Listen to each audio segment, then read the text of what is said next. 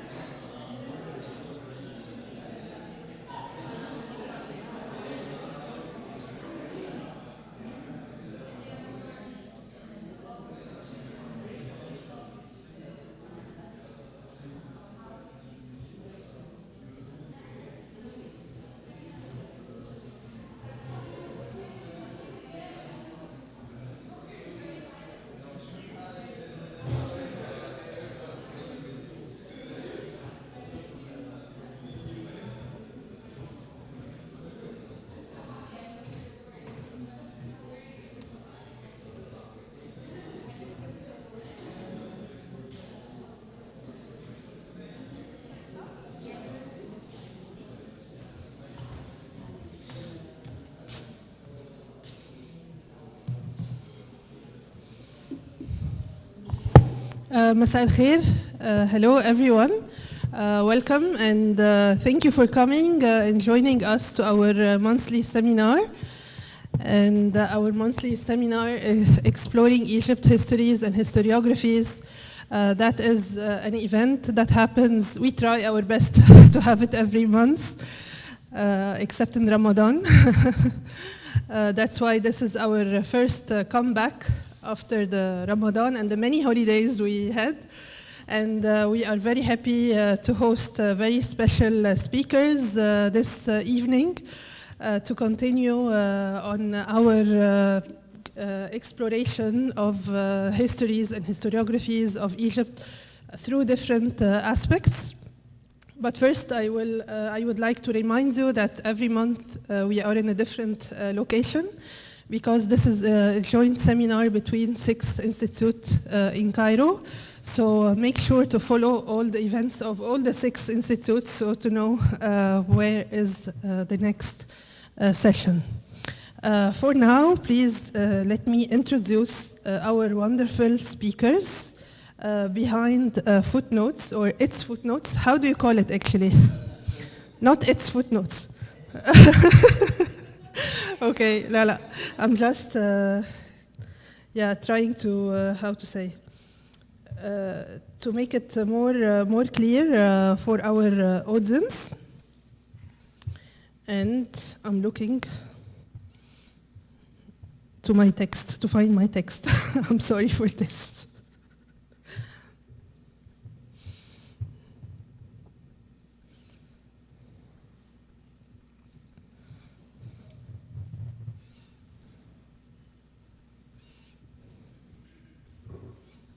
It's coming, inshallah.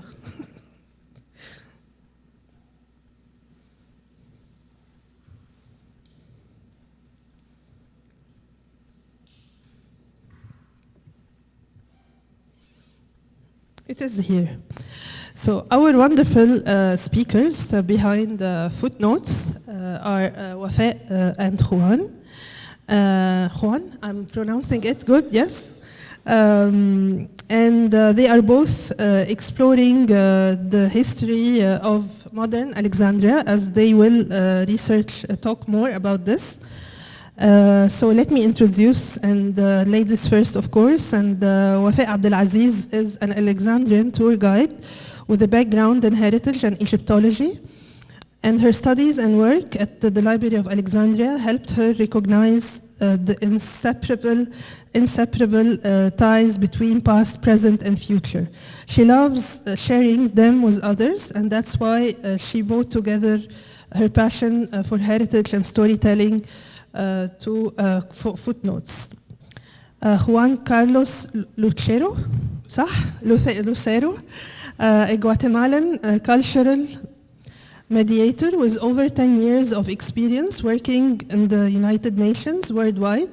He originally came to Alexandria to fulfill a childhood dream, living in the city where many of his favorite philosophers lived. He fell in love with the city and its layered history and went on to co-found Footnotes with Wafa, a cultural project based in Alexandria. And away from the text, I would like to share also my own experience with Footnotes. Back in November 2025, I attended one of their wonderful tours that had 100 people attending, and this is huge to lead a tour of 100 people in the streets of Alexandria. But they are impressive tour leaders, so well done. And I will not talk more than this, giving them the floor. So please welcome Wafa and Juan.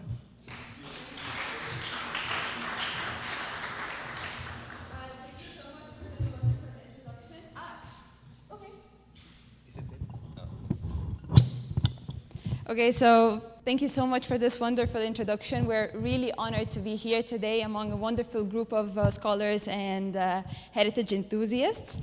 We're Footnotes, and today's lecture we'll be talking about filling the gap in the history of Alexandria. We'll be mainly focusing on 2 buildings in Alexandria. There are a few meters apart from each other, and we will be discussing how we as Footnotes research and how we dissect our our buildings. My name is Wafa Abdelaziz. I'm an Alexandrian tour guide, and I'm currently writing my dissertation on ancient Egyptian art. Juan and I, we started Footnotes February of last year because what we like to call it is that we were passively perceiving our own city, and we were traveling to different cities, Cairo, Rashid, Port Said, looking for adventure and looking for something fun to do. And we were going with the general consensus of Alexandria being a quite small city that has very little to offer. But then we decided to go back to our city, and we are two geeks, so we went straight to the library. We bought a lot of books and we started researching our own city. And then when we had enough information, we thought, oh, maybe we can offer a tour to expats like Juan, who are not able to connect with the city that they now call home. But then we saw that most of the applications were actually from locals, from Egyptians. And then we started opening our tours for both Egyptians and locals, Egyptians and expats. And this is how Footnotes started. So my name is Juan Carlos Lucero. I am originally from Guatemala, and I'm very grateful to be here. Especially thank you to Fatma for inviting us. It's very exciting for us to share with you a little bit of what we are doing with Footnotes. We started it 1 year ago, and in our wildest dreams, we could imagine that we will be doing a presentation about this project as we are going to do it today. To tell you about me, yes, my background is as a cultural mediator, but more than that, I feel myself like a traveler. Traveling is my biggest passion, is my biggest dream, and coming to Egypt was my long dream. I decided to move to Alexandria when I was 13 years old. Took me a lot of time to save money to be able to come for 1 year. My original plan was to study Arabic only for 1 year. But when I was studying Arabic, I met Wafe, and my plans changed, and I made Alexandria my home. But when I was in my home, I faced one challenge. Most of the things that I read about Alexandria were difficult for me to relate with the experience that I have walking in the streets of Alexandria. So Wafe helped me a lot to connect what I have read with what I was experiencing in the street, and that is why we started our project. And actually, a fun fact is that the decision to create Footnotes happened here in Cairo. We were in a coffee called El Horeya, and we were there. We were trying to come to Cairo to do something fun, and we thought this is exactly the same setting as El Tugareya in Alexandria, and we are not exploring our city. So we decided to go back to explore the city and help other people navigate. And as Wafe mentioned, it's both locals and expats that are experiencing that. It's not only people who have read about Alexandria, it's also people with the constant changes of the city that find it more difficult to relate with their surroundings. And we hope that our project is helping them to fill the gap. Yeah. So we came across this very beautiful quote during our research, which says, Alexandria is not an obvious city. She requires, before revealing herself, time, study, and love. And that's exactly what we gave Alexandria. We gave it our time, our love, and we started studying it. And ever since then, it has been rewarding us with such settings that we are now talking about it at the IFO. So just to give you a brief idea on how our presentation will go on, it's divided into 3 segments. The first is setting the scene. We will be explaining like a general overview of buildings that we will be discussing throughout our presentation. The second part, which is the core of the presentation, is called the art of noticing. It's actually the detective work that we do during our research when we choose a building and we decide, okay, it's going to be part of our tour. What do we do to have a full stop in front of it? And then we will wrap it up with our philosophy and Footnotes approach in general. So those are our 2 buildings. The building number A is the Alexandria Water Company, and building number B is the Sayyid Darwish Opera House in Alexandria. Both of them are located at on the same street, which is Fuad Street, and they are a few meters apart, and they are affected by the general events that have affected Alexandria. So we will be also taking away the layers of history from those buildings to be able to understand their historical and cultural significance. So the first layer of history, which is post-World War I, and then we will be moving to what we like to call the cotton boom, which happened actually earlier than World War I. So we will be going taking a flashback to the 1860s, and then we will be going even back in history in antiquity, and then we will fast forward at the end to the nationalization, because that's how we will wrap it all up together. Post-World War I. Yeah, so we will be going back and forth through the periods of time that we will be discussing. As Wafa mentioned, the first stop will be post-World War I, because both of our buildings are from 1920s. So how we craft our stops? The first thing that we do is to physically look to the building. So just from the facade, we can find certain clues about the building. I will be talking about the Alexandria Water Company. And what that building tells me at the beginning is that it's a neoclassical building. I know it's from the 1920s, so it's from the Belle Époque of Alexandria, and that starts to share me some ideas. I can see that in the top, the architecture looks a little bit different, and if I go to picture archives, I can find that the picture looked different a few years before. So, still looking at the facade with this neoclassical building, and if I look a little bit more into the books, I can find the names of the architects behind this extremely beautiful building. Two Greek architects, Yatrub and Gripari, are the ones who built it. And also by the location where I am standing there, I can tell that I am in the Greek quarter of Alexandria. Next to me is the Paraskevas building. In front of it is the Averino building. So all these Greek names are starting to tell me something.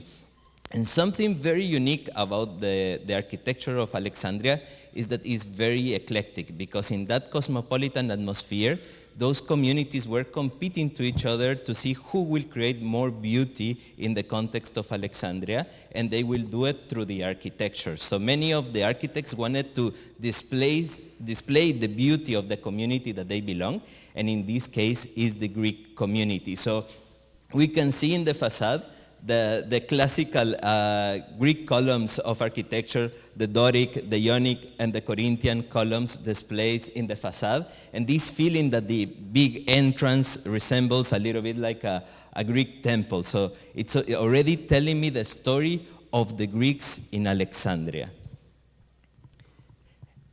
And with that excuse, I can start discussing with the people who join our tours about the role that the Greeks play in Alexandria, because they were the largest community in the 19th, 20th century of Alexandria, and tell them about the myth of how Muhammad Ali opened the gate for many Greeks to start moving to Alexandria. We haven't found any absolute documentation, but according to the myth, Tositsas, one Greek, lent money to Muhammad Ali when he was still living in Kavala, and later on he opened the doors for many Greeks to move. The Sesenias, the Tositsas, came later on to Alexandria, and they prospered a lot in the city.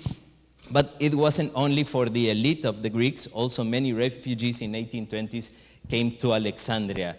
And they were such a big community that you can see that in the census of the city. So in 1897, there were around 15,000 Greeks in Alexandria, and by 1937, there were already around 36,000 Greeks in Alexandria. And for us, one of the families that we love talking about them is the Benaki family. If you have ever been in Athens, and if you have ever visited the Benaki Museum, it's in Fuad Street that you can find the house where the collection of that museum started. So the legacy of the Greeks in Alexandria is impressive. They participated in the cotton exchange. They were part also, still nowadays, about the gastronomy of Alexandria, the coffee shops of Alexandria, and their imprint is very visible in Alexandria. And I can use that building, the concrete element of the building, to start sharing something that is not that visible. Street here, you will see that the Opera House is actually not an independent building. It is part of a complex. And then if you go closer, and it's known as Sayyid Darwish Opera House, but if you go closer and read the inscriptions written on the facade, first of all, you will see the name of an architect written on the facade, Georges Pack, and then you will see that the building was finished between 1927 and 1928. Then you move a little bit closer, and then you will see the statue of Nobar Besha, who's the first prime minister of Egypt, being placed inside the Opera House of Alexandria. And he has nothing to do with arts, and he has nothing to do with theater. So why is the statue of Nobar Besha there? We don't know. And then we move a little bit closer, and we see Theatre Muhammad Ali.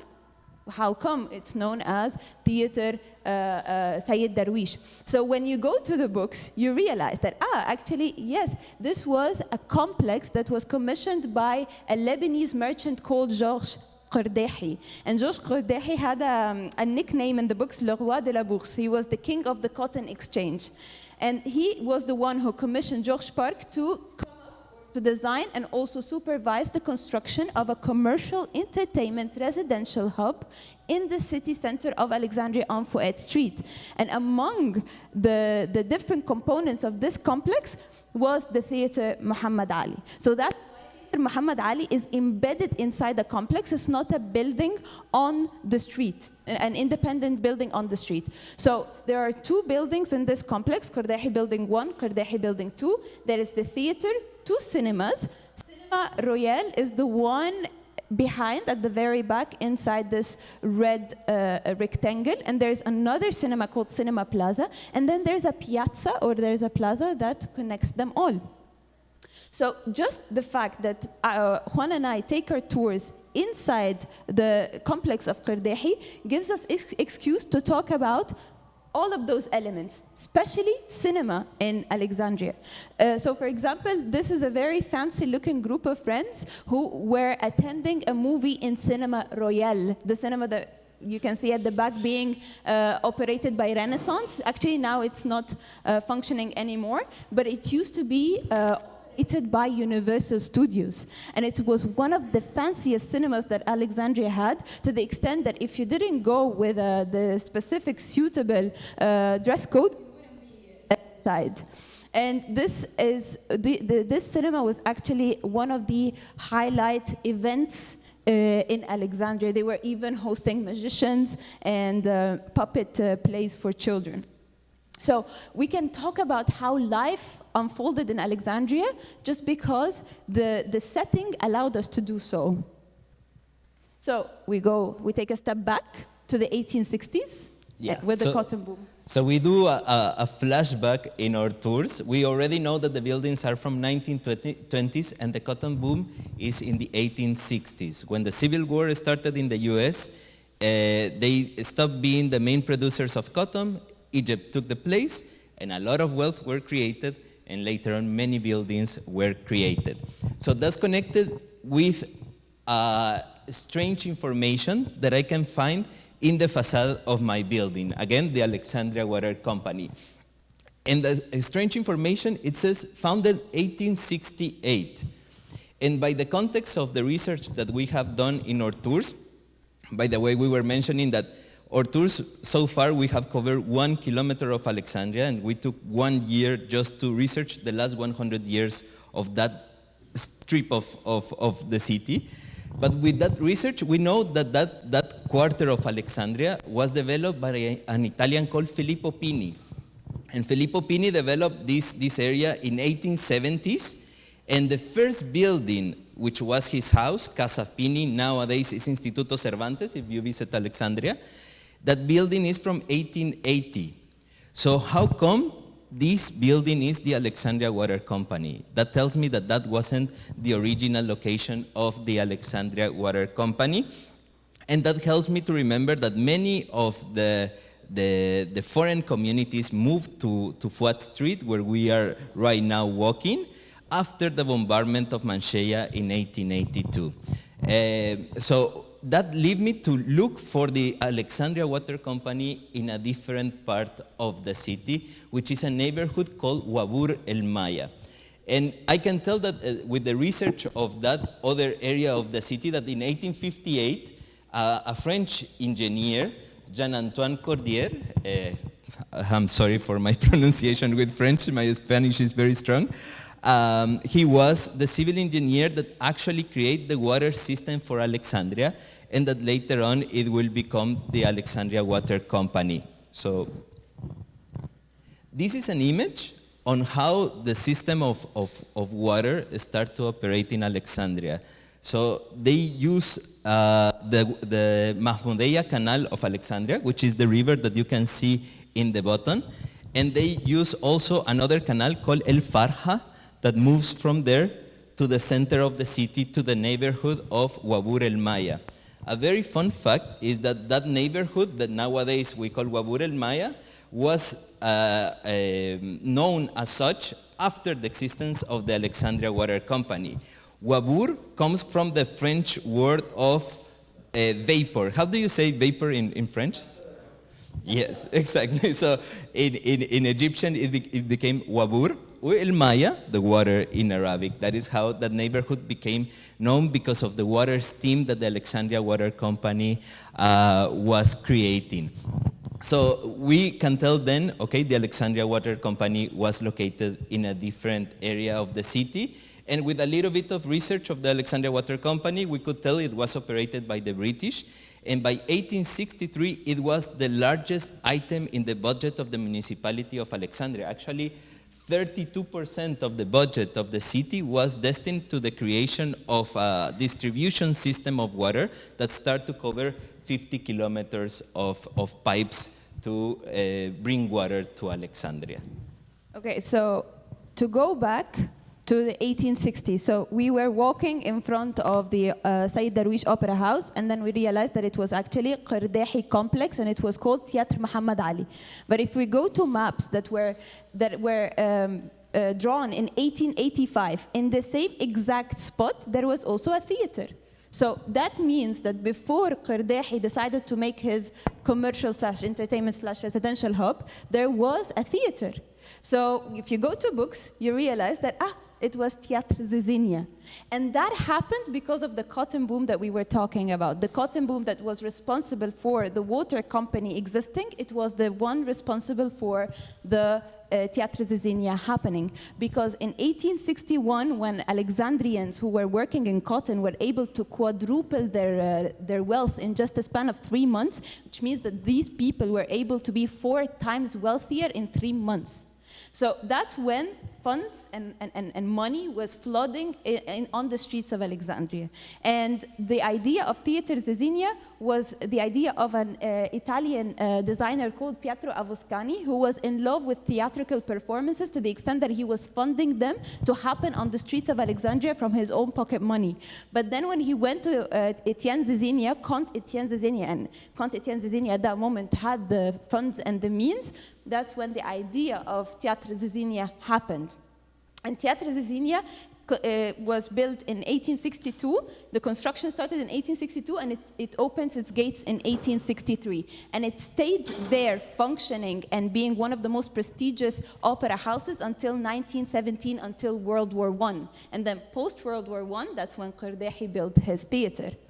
So, and actually there's a fun fact that it actually kind of looks like Teatro alla Scala in Milano, because they took their inspiration from that theater. Yeah, the Italians are nodding. Agree. Theatre Zizania was, or Theatre Zizania was one of the most prestigious theaters in Egypt, not just in Alexandria, and it was attracting troops, opera troops from Italy, from France, to actually play the works of Shakespeare, Hamlet, and Othello here in Alexandria.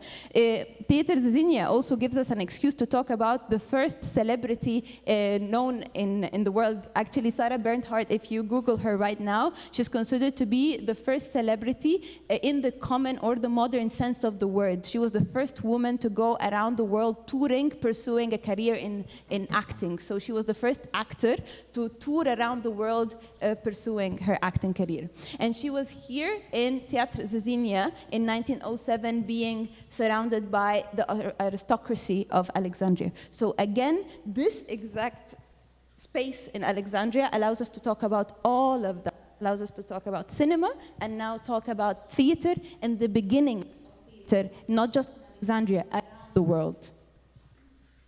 And then we take another step back in history and we go to antiquity. So in the case of the Alexandria Water Company, what that building creates in me is the curiosity to understand the role of water in the city of Alexandria, because according to the documents, until early 20th century, most of Alexandrians will drink water from cisterns underground. Actually, the building next to the Alexandria Water Company, the Parasquevas building, has a very, very big cistern, and a few meters afar is the Safuan cistern, also on Fuad Street. So it makes me think, okay, the importance of water in Alexandria, and how they developed this very unique system that we're using the water from the Canopus branch of the Nile, that every year, you know, the Nile floats, and that could have been a danger for the city become an advantage. That flooding of the Nile was channeled to the cisterns of Alexandria, and it's documented that late August, early September, those cisterns will get flood of fresh water every year that will last for the city for the whole year, and there will be celebrations and parties around that period of time. So mainly people were living from those cisterns. Actually, Mahmoud Bey Falaki documented around 700 cisterns in Alexandria. Also, researchers that came with Napoleon in the expedition documented many of the cisterns of the city. See, Alex, I think they documented 144 of the cisterns of the city, from which only 20 survive. And why only 20 survive? When the Alexandria Water Company, the building that I am standing in front, started to exist, the cisterns were not that necessary anymore. And actually, the municipality of Alexandria in 1911 banned the use of those cisterns, arguing that they were spreading disease because they were not being cleaned properly. So, okay, there is a relationship between the water company and the end of the cisterns. But what I am missing in this neighborhood, as it's a very European neighborhood, is the Egyptian voice. And I want to know what was the impact of the Alexandria Water Company in the life of the Egyptians. And it's thanks to art that I can fill that gap in the history of Alexandria, and it's to another Alexandrian, Said Darwish. Said Darwish was born in Comedeka, a neighborhood that is actually behind the building that I am talking about, in 1892. And he had the name of being the people's composer, because he was able to capture the feeling of the streets, the voice of the people, and transform it into songs. He was able to hear the voices of the ministers of the city and of the bawebs, or the doorkeepers of the city, and translate it into music, that it will be a way to give voice to them. And he helps me to understand the impact of the Alexandria Water Company to a profession that got lost in the moment that the Alexandria Water Company started existing, which is the water carriers. These people who work, that used to walk with skins in their backs, and they will pick water from the cisterns and go door to door distributing water. When the Alexandria Water Company forbid the use of the cisterns and they start operating, their livelihood got jeopardized. And Said Darwish used a poem of yes, Wafe is the one who can pronounce the name. I cannot do it. He used that poem to create this song. And I want to show you a little bit of the lyrics of this song. It says, "May God make it easier. May He compensate these water carriers. They are exhausted. They are enraged at the water company. Foreigners came and will drive us out. Why are they bothering us?" And the irony that me as a foreigner is saying those lines. "This is our father's trade. Won't you people acknowledge us? This company is awful. Its water is filthy. You will find it red and green and blue, and they say it's pure. They put chemicals in it, carbonates, wine, sulfates, and some kind of devil's powder. Actually, you can have the whole song. That's the QR code for the song of Said Darwish. But you can see how in a part of the city that is not properly documented, art can be the source of filling that gap in that place. So in antiquity, in terms for the Opera House of Alexandria, is that again we had to go to cartography, we had to go to maps. Because if you compare the maps, the same exact spot where the theater of Sayyid Darwish or complex of Qardahi, and then before that Zizania, there was a so-called Palace of Hadrian. And that corroborates the fact that when they were setting the foundations to come up with the theater Zizania, they came across this colossal statue of the Emperor Marcus Aurelius. And this is the same statue that is now exhibited in the Greco-Roman Museum. So again, this same space has always been of cultural importance because it was the place where the so-called Palace of Hadrian existed. And we know that because Evaristo Bricha, who is the second director of the Greco-Roman Museum, was the one who wrote down in his notes the fact that they found the statue of Marcus Aurelius when they were digging to set the foundations of Zizania Theater. So it was a place of cultural importance even since antiquity. And can you imagine that this space, this square in the Alexandrian landscape has seen so much history, and just going with our tour there gives us the excuse to talk about all of that. So to wrap it up, we will fast forward to nationalism because that's how all of those stories come together. And actually, that's the Alexandria that we are walking in. That last major impact in the landscape of the city will answer many of the questions that we have at the beginning. So now we know that this house that used to be a resident house for Greeks, nowadays it got nationalized and it became the headquarters of the Alexandria Water Company. We also know that the Alexandria Water Company was operated by the British until 1952. After the revolution, it was also nationalized, and now the administration is Egyptian. And that also helps us to tell the last chapter of the strong presence of the Greek in Alexandria. They are, of course, still present, but many of them left in 1960. And we can also go to Alexandria was felt so strong too. Because of the nationalization, now we understand why the statue of Nobor Besha is placed in something like in the place that has nothing to do with its original context. And it's again because of the 1952 revolution, because Nobor Besha was Armenian and he was the first prime minister of Egypt during the time of Khedive Ismail. Khedive Ismail was the ruler of Egypt in mid-19th century. So Khedive Ismail was a symbol of unwanted foreign interference in Egypt because Khedive Ismail was the one with his open policy to investment, was the one who subjected Egypt to foreign interference. So after the revolution, they didn't know what to do with the statue of Nobor Besha that is in the center of the municipal gardens. So they removed it and they placed it hidden in the complex of Qardahi because, as I told you, it's just a piazza or a plaza that is covered by buildings. So that's why now we have Nobor Besha in the Sayyid Darwish complex. And that's why actually we have a Sayyid Darwish opera house. And actually, a fun fact that you have about him. Ah, yes, actually, there's a very fun fact. That in 1996, the Egyptian military authority was petitioning to melt down the statue of Nobor Besha and the statue of Khedive Ismail because they wanted to make more coins, but thankfully this attempt failed, and that's why we have Nobor Besha in a context that is not the original one, but he exists. And actually, this is why we have a Sayyid Darwish because of the nationalization. Sayyid Darwish was one of those characters that were recognized posthumously. After he died, he got recognized. And Sayyid Darwish, as Juan was mentioning, he was just born in the neighborhood close to all of this European presence. And he became the voice of Egyptians, as we call it, from al-Ghafir lil-Wazir, from the doorkeeper to the minister. He was really able to convey the essence of Egyptians with his melodies. He was listening to the tunes of the streets and conveying it in his songs.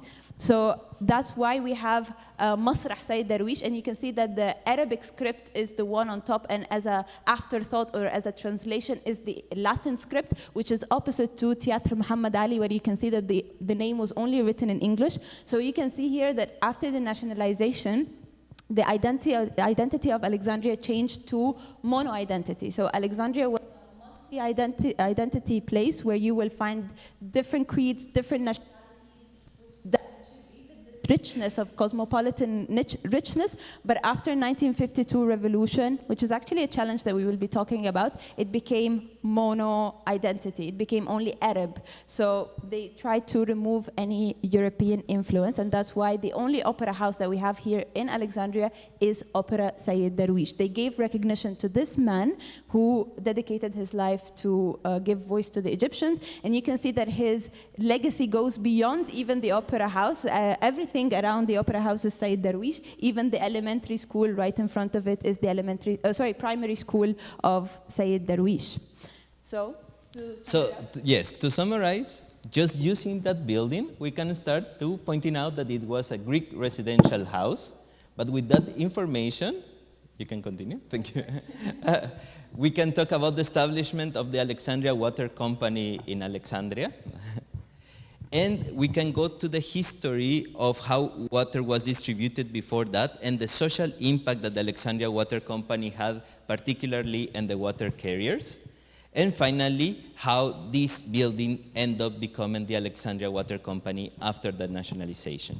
And just with one plot of land, we can scan the chronology of Alexandria and apply it on the building. So just with the opera of Sayyid Darwish, we can go to antiquity, to the so-called Palace of Hadrian, and then move to Theatre Zizania, and then move to Theatre Muhammad Ali, until we end up with Sayyid Darwish Opera House. And that only is provided by one building in Alexandria. So to sum up and to wrap up our presentation and to talk about our philosophy as footnotes, so we have to talk about the challenges first. Because while we're doing our research, we realized that there was a huge segregation between the Egyptians and the Europeans. Because actually, our walking tour happens in Fuad Street.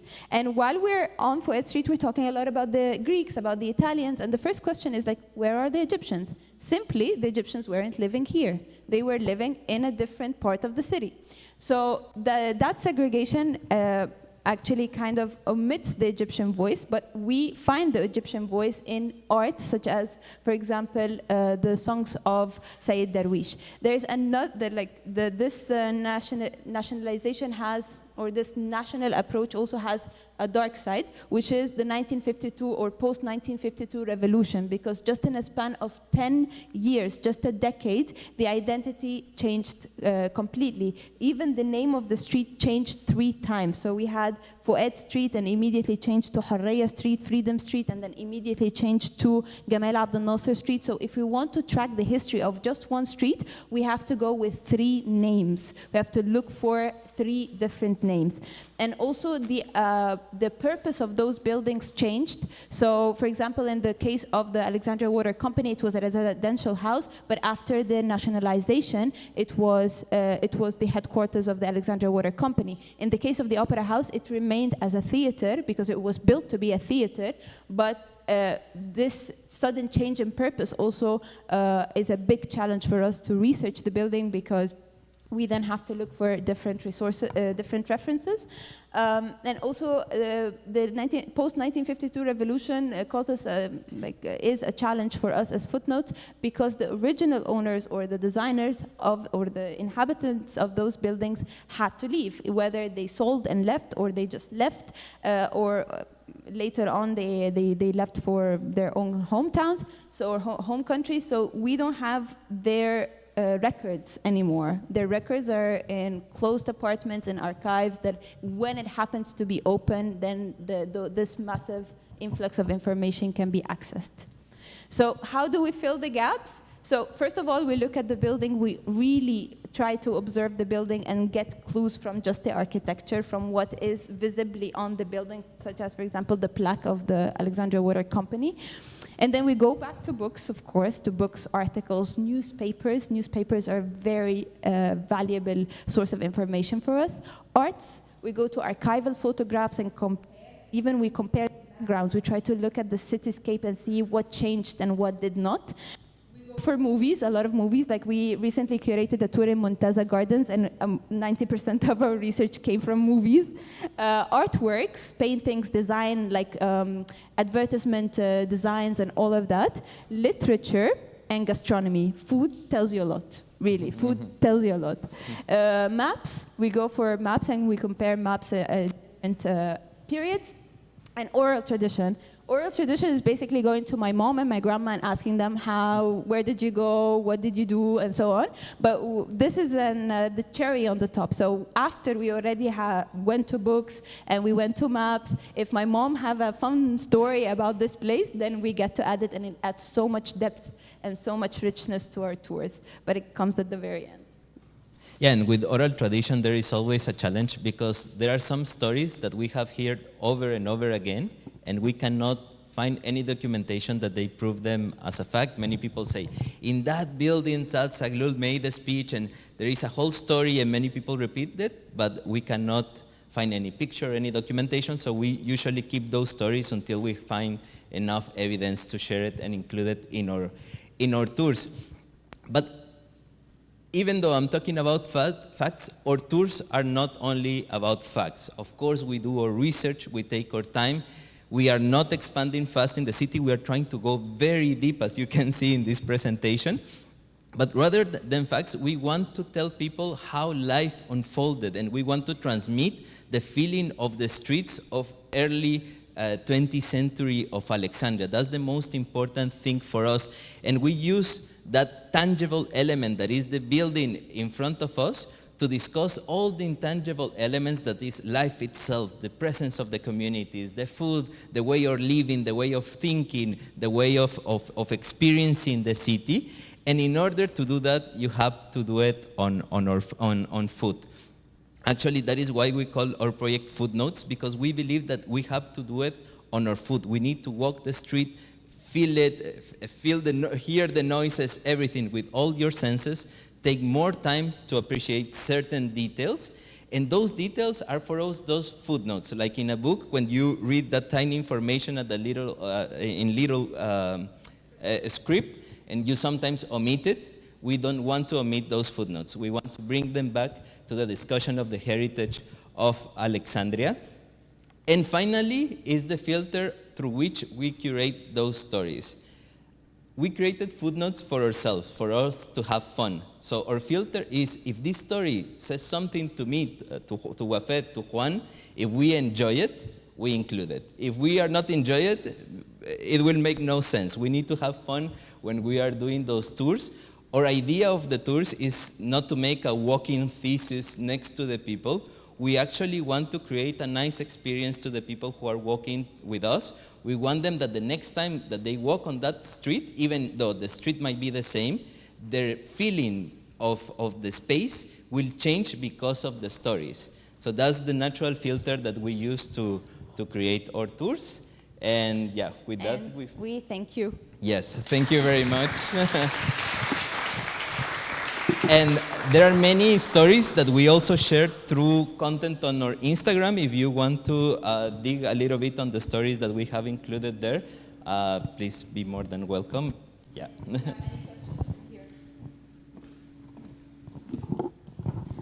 Thank you so much, Wafé and Juan. This was really fascinating. I didn't want to come because I wanted to hear more. I can listen to your fascinating stories that relies on very deep and very accurate, not accurate, very deep, and it takes a lot of time. And yes.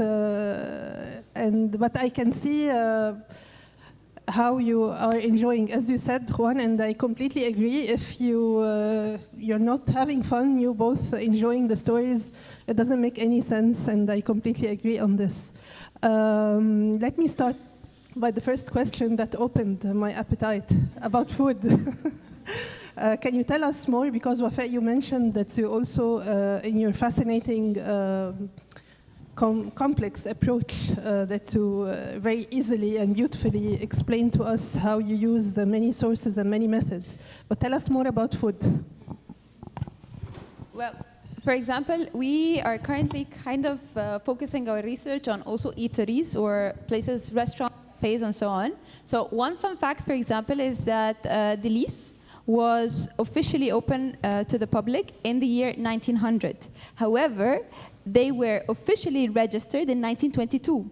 So it took them 22 years as foreigners to register their company. So this is a huge question mark for us. And for example, this is something that's a point that can tell us, for example, the system of registering a business as a foreigner in Alexandria, whether because it was subjected to different type of procedure, that's why it took him 22. And actually, it's the same for also Teriano. Teriano officially opened in 1905. Even on their menus, they say 1905, but in books it says 1935. So it took them 3 decades.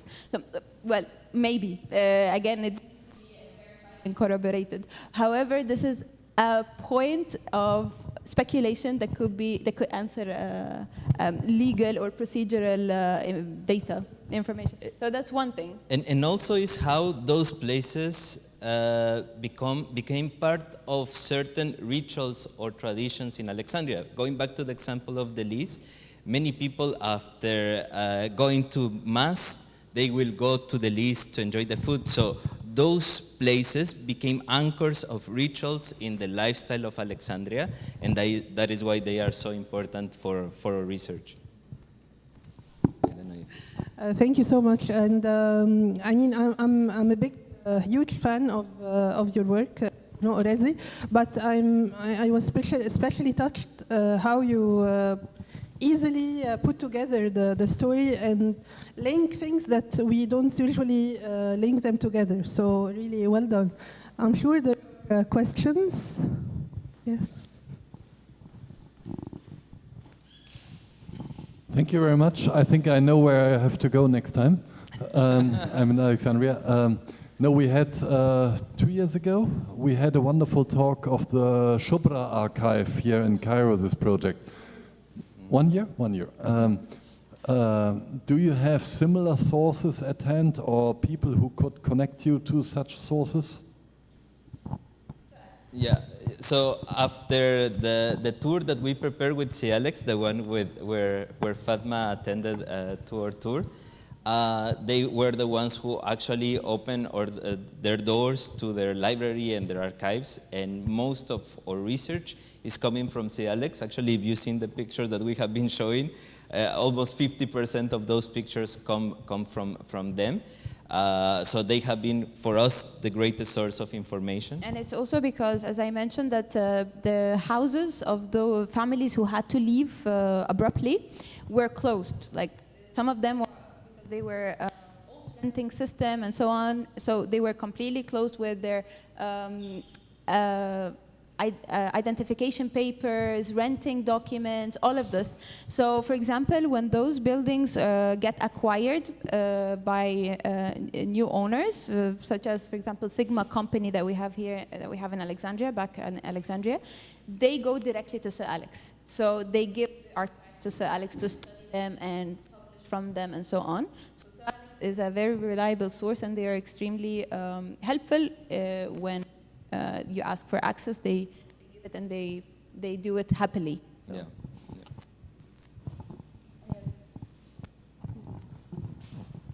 Actually, I'm appreciated for this seminar. It's very interesting. But actually, from the beginning, should be announced about what is the name of Alexandria related bag. What does it mean, Alexandria? How many cities carry these names?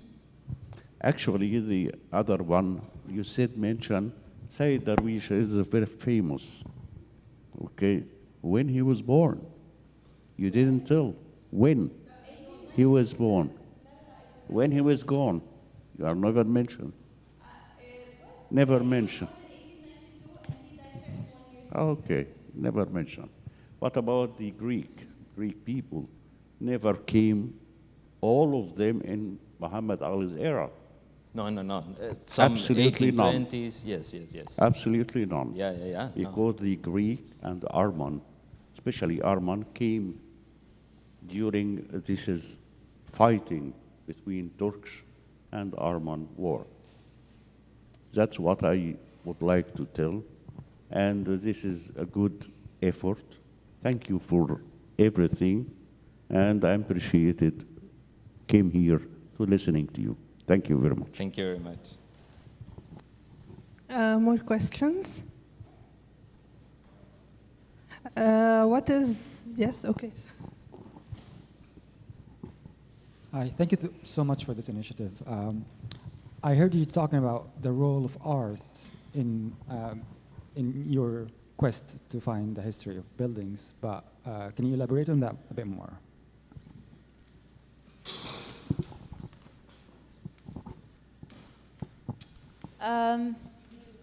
Yeah, for us, it's a very important source to, as we mentioned, to fill the gap of that segregational element of the part that we are discussing, and it's our way to give voice to the Egyptians that were in that area, also physically speaking.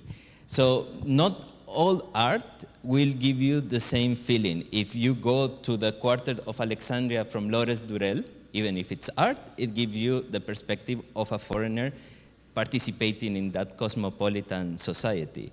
But if you go for local artists, and for example, Naguib Mahfouz with Miramar, you can feel also the other side of the experience. And he also tells you the feeling of many, in the case of Miramar, of the Greeks that still stay after the revolution. Music, as Sayyid Darwish, is direct voice of what the streets were telling. So it's for us a strong way to fill the gap, because it's extremely difficult to research Alexandria 1950s. Like, as we mentioned, the first thing that we do is to see the building physically, but we also go and talk with the neighbors of the building. And most of them, they even though they have been born in that building, they don't know about it that much because they were not the original owners. They are renting in that part of the city. So it's a way for us to try to find the stories that are missing in the documents. I didn't want to monopolize all the answers, that's why, but I have something to add. Also, for example, regarding movies, yes. yeah, Juan is a bookworm, so most of the readings also come from his side. My research comes from movies. I watch movies and I'm researching. So, for example, when we were doing the Montaza tour, we were researching Montaza, the fact that Al-Aidi Naima, for example, the Soft Hands was filmed in 1954, immediately after the revolution, and they finally had access to do some of the shots inside the confiscated palaces. So this would have never happened 4 years prior, or 2 years prior, actually. So this is, again, something that art gives us. And art, for example, in the case of Al-Aidi Naima, it goes so close to the building. You get to see the engravings before some of the modifications and some of the remodelings. So this is how also we sometimes take art as a gap filler, is that we take screenshots of those movies and we try to compare it with what we're seeing. At least when we are close to the building. Yes. Yes. To break free from the Aristocracy. Yeah.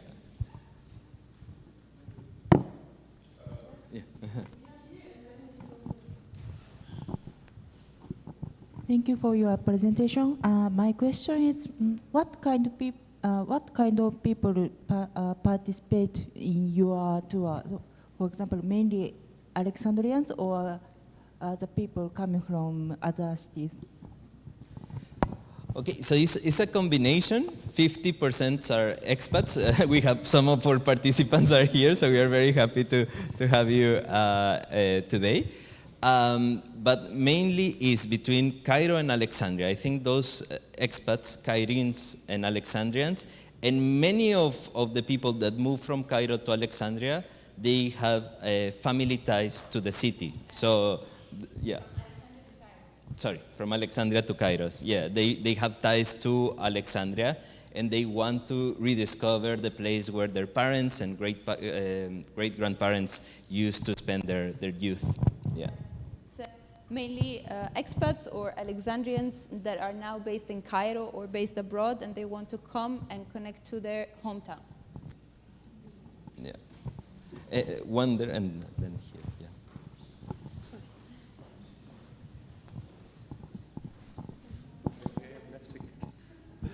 Hi, Wafa. Hi, Juan. So my question is simply about academia, since we didn't talk, especially we are here in IFAO. I wonder, this kind of effort goes beyond any mainstream touristic activities. This is public history endeavor. This is something else than any tour company normally would do. So with all this research, with all this kind of advocacy for certain views of points, are there any conversation with academics or academic institutions like in University of Alexandria or academics who write about Alexandria, historians or anthropologists? Do they affect your point of view? Do you depend on their work? Or do you also influence the research priorities? Do you work with certain institutions such as Faculty of Arts or History departments so students would get inspired by your tours in their graduation projects? Are there any conversation between public history and academic history?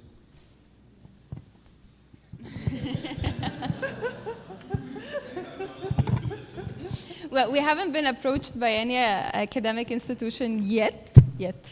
We should underline yet. Yeah, who knows? Who knows? Exactly. Maybe after this seminar. But we have, for example, recently collaborated with the Faculty of Tourism, for example, and we did a tour especially for the students, and it was connected with a project that they were assigned. And the whole purpose was to do this tour and come up with reports so they can submit it in their course, and at the same time, at the end of the day, at the end of the semester, they will have projects submitted. So that was on a very minimal scale. It wasn't a big research endeavor. But as that is true. This Thursday we have with the AGIA, which is the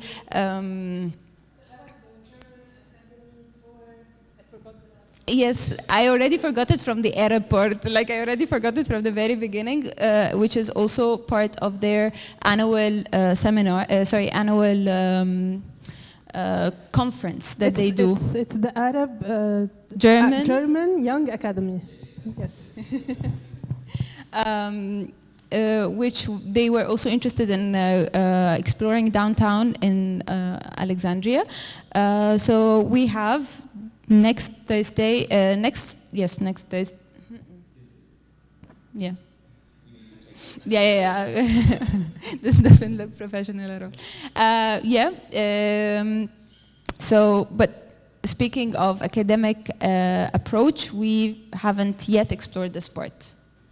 And as Juan mentioned, like we basically do these tours.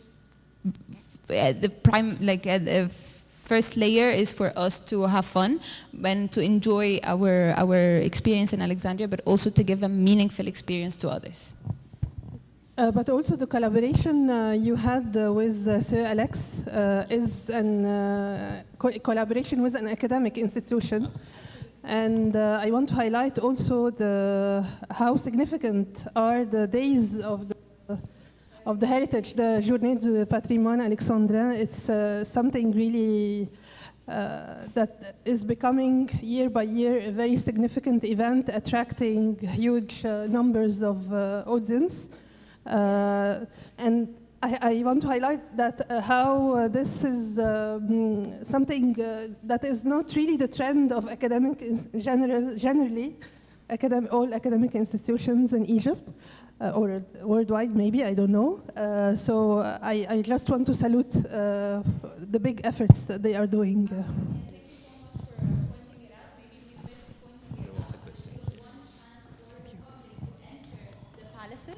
Yes, exactly. With this tour, we had 5 different cultural institutions opening their gates for public, for 100 participants to go inside those institutions and to experience the palaces from the inside, not just see it from the outside. So it was an opportunity for the public to join, understand, and connect with the heritage of their own city, and also experience it on a deeper level. To start, thank you so much for this great effort. It is a marvelous job. My question, number one, when was all that started? I mean, what triggered in both of your interests such a project? Secondly, it is very nice that whatever I know, I would rather like to share. But why particularly expats? Or how do expats reach you? I know via mouth-to-mouth propaganda, but actually, why not on a big scale? The third, is there a future project for another part of Alexandria, cosmopolitan Alexandria? Thank you so much for your effort. Thank you for the questions. I will speak of what triggered me. I love history by default. I love studying history. I love studying arts. However, I was not focusing on my own hometown.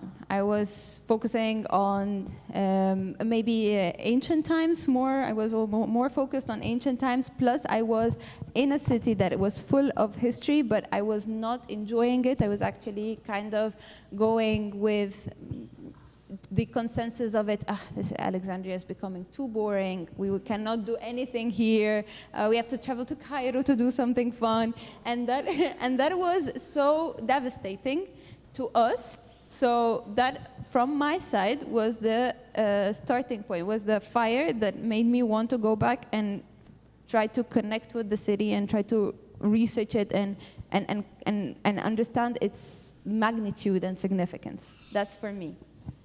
Why originally we directed to expats? It was a misunderstanding of the scenario. In that story where I told you, we created the idea of footnotes when we were in Al Horeya here in Cairo. Next to us, we were surrounded by foreigners. And I said one word in Spanish to Wafé, and we realized that everyone around us were Spanish speakers. So it was the ambassador of Mexico was there, some Spanish people were there. When they asked us where we are from, we told them from Alexandria. And most of them told us difficult experience that they have to understand Alexandria, to navigate Alexandria. It's not an easy city, it's not that intuitive to navigate. So we thought, okay, it's not only me, it's not only Juan who is experiencing this, it's all the expats. Egyptians, they don't have that problem. That's our thought at the beginning. Even at the beginning, when they were applying to our tour, we were replying to them, we are doing this for people who don't know the history. You must know more than us. Please, let's save the spots for other foreigners. We post that on a Facebook group, and that was the idea, to make something very casual for other people. But then we start to realize that that was experience that was shared both for locals and for expats. And about the future of our tours, we usually don't plan exactly what will be our next tour. We just do research until the research creates the tour itself.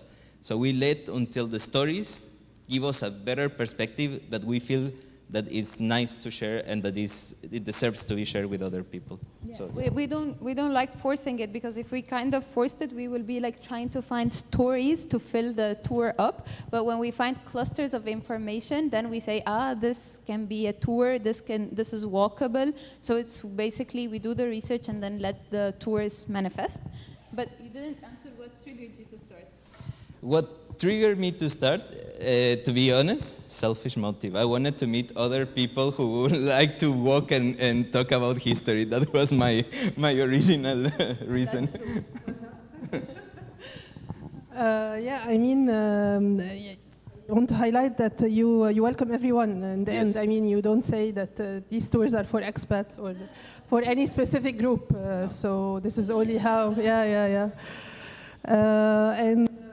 I think you have a lot to say, and we can keep the discussion going for 1 more hour at least, I think. But for the sake of yourself, get some rest and get some discussion informally also outside. I would like to thank Wafa and Juan. Please join me.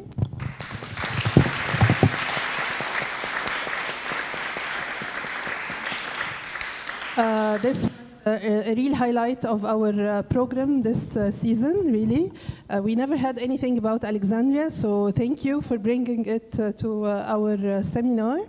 And for all of you, thank you so much for joining us this evening, and join us in the next seminar in June. I don't know the exact dates yet, but you will hear about it. Sorry? Of course, quick. Say أنا مصرية, I'm Egyptian, and I joined their last Muntaza tour. Actually, it was on يعني 2 days ago, and also I've been attending a lot of sessions here in Egyptology بالعربي because I don't know French that well. And it was really nice because I loved Egyptology بالعربي because it was accessible, informative, but it was easy. And when I joined this tour, I felt that it was really informative, but it's very good for someone who's not academic. So it's really a recommended experience for Egyptians. Yes. So it speaks to everyone, actually. Yes. So, and that's the magic behind translating this difficult research to non-specialist people. Not so, like a yeah. thesis, but not like not too commercial. And nothing against difficult research also, but I think Yes, this is a way. I come here a lot. And she's one of my best friends. So, I pay you everyone later, will. ya Khadija. I pay you outside. Thank you. And so thank you so much. Please join us for some drinks and food outside. Thank you. Thank you.